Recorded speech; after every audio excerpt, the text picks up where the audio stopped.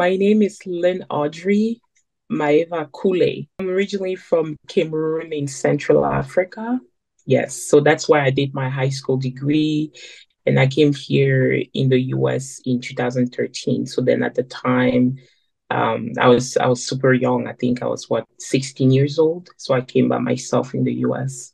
I remember I've been at SME since 2016. So it's been 7 years, January 2016. So it's been 7 years and a half now. So I started in 2016 when I was transferring. So I got my associate degree from Howard Community College, and then I transferred to West Virginia University to continue with my 2.5 years, mining civil and environmental program. So then January 2016 was my first semester, and I immediately wanted to be in touch with SME, right? I started with the SME West Virginia University chapter. Shout out to SMEWVU.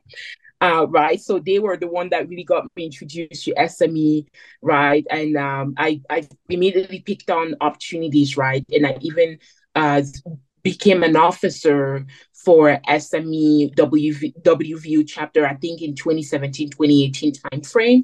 So yes, I went to the conferences that same 2016. And yes, it's been a love story till now. It's the community. Honestly, we talk about we I feel like we don't emphasize enough on this aspect of community because SME is a professional organization, right? People go there for knowledge, technical sessions, understanding the basic. I get it. It's really valuable to me too. But think about an immigrant that came from Cameroon, right?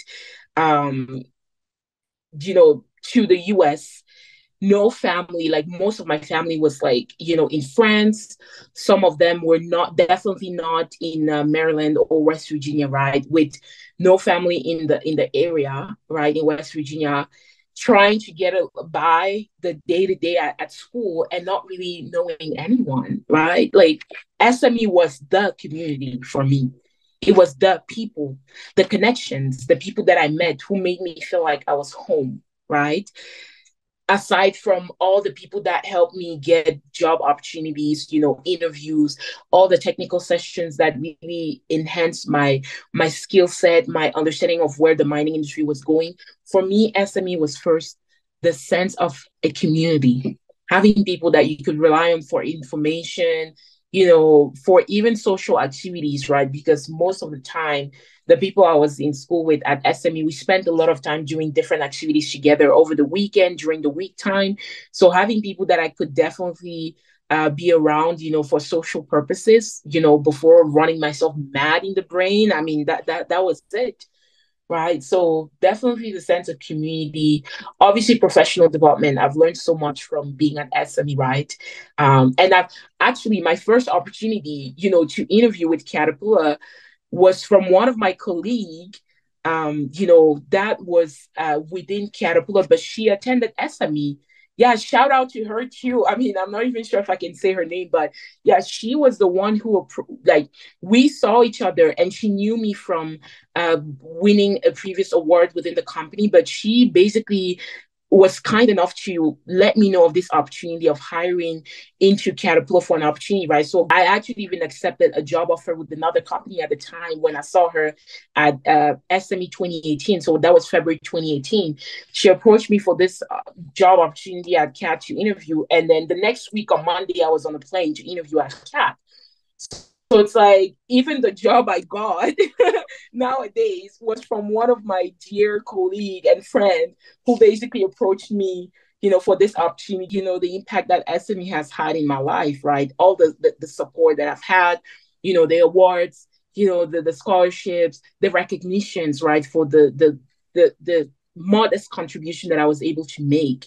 I mean, it's just rewarding, right? You know that you have a community, a family that really cares about all these things. The future of the industry is definitely autonomy and, sustainability initiatives, right? We talk about electrification every single day nowadays, with customers globally. Even at the SME conference, autonomy and electrification are now the topic of conversations, right? Autonomy, because we're trying to help our customers maximize their productivity, efficiency, right? And and safety protocols at site, right?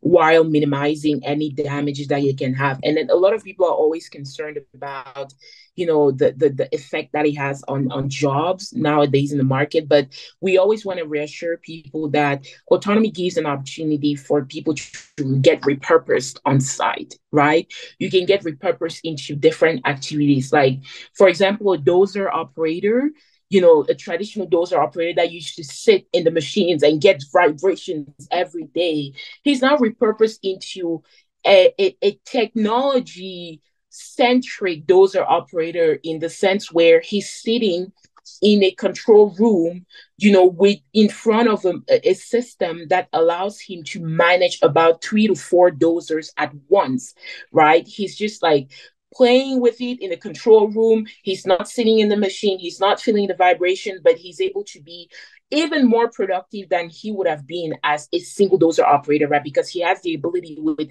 the MindStar system to operate 3 to 4 machines at once, right? Autonomously in the most dangerous areas, right? Where a dozer can find itself, and safely. With climate change concerns globally, and even the government pushing, on helping companies develop some of their resources in order to find ways to be sustainable, for intergenerations purposes, right? Intergenerational equity is the term, right? Making sure that we allow the same amount of resources for the future generations so that they can accomplish as the same as we've done, or even more than we've done, right? That's the concept of intergenerational equity and sustainability. So this is what we're trying to achieve with this electrification, right? We want to make sure that our machines are now battery electric enabled, right? So we're pushing for battery electric vehicles, right? To make sure that our machines can produce the lowest amount of GHG emissions, right, in the mining industry, and still feel as productive as possible for our customers, right? And with the help of the government, government incentives and all that, I believe that's going to be the future for a lot of our mining companies, right? Heck, a lot of them are sharing interest into electrification, battery electric vehicles, and I can definitely see that as the future, implementing that on site. But the future of our industry is also diversity, equity, and inclusion. More and more, we get more allies, more supporters, within the mining industry, to push some of those initiatives, right? To put minorities, right, into the right context of the mining industry, where they feel safe sharing their input, sharing their knowledge, sharing their background, sharing their expertise, and even, being collaborative with other people, right? I don't think nowadays within the mining industry, a lot of people are aware of unconscious bias, right? A lot of companies get people trained on unconscious bias, on diversity culture at work, and how to be inclusive of other people, right? So one thing to mention, yes, as I'm looking at the trends of future of the company, right, of the mining industry, I see more and more minorities, taking over, right, in managerial position, in executive,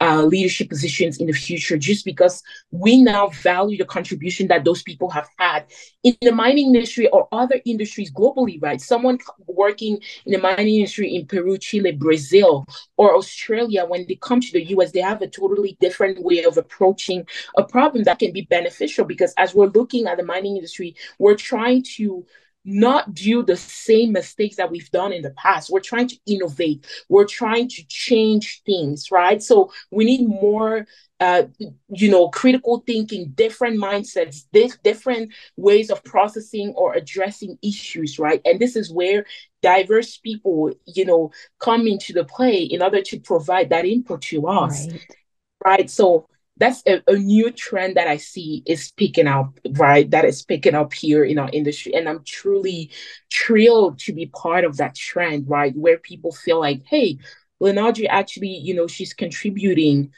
to our efforts, right? Let's hear her out. And it doesn't matter what managers we're talking about. It can be, a 20 years of experience manager, a 30 years of experience manager, or even a 5 year of experience manager, pausing and giving me, Line-Audrey, the opportunity to express my thoughts, and actually listening to hear, not listening to respond or retaliate.